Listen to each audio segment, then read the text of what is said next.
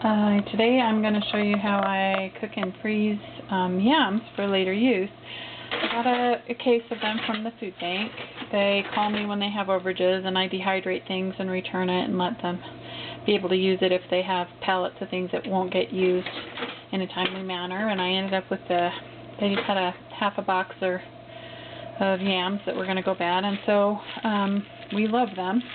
And at 89 cents a pound, they're, kind of expensive. So we peel them, and sometimes I'll cut them smaller if we're going to use them immediately. But it's just quicker and easier to do it whole. They'll immediately start to brown once you start to peel them. So you need to peel them pretty quickly, or keep them in water so they don't turn black. But it doesn't taste bad if they turn black. They just will turn black. So you can put them in a roasting pan. I was kind of lazy tonight and just was in a hurry. So you just peel them, throw them in a pan, any kind of roasting pan. This I just put on top of it, sealed it on the edges. They were in there about 2.5 hours for that large pan at 325.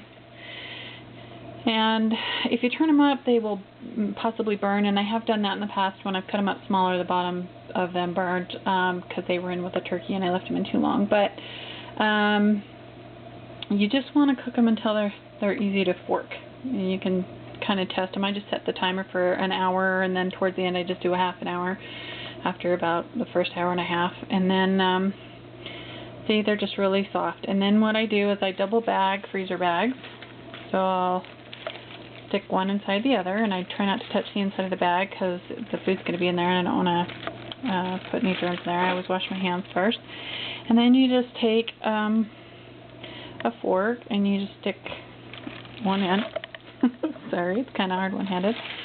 And then when I have it in, I'll just take it and I'll just start smushing it. I mean, you don't have to smush them, but it will just allow you to put more in the bag. Turn the light on so you can see it better. Anyway, you can see now it's kind of like mashed potatoes, but it's yams. And if you want, you can add some butter in there, some cubed butter or softened butter, because these are still warm.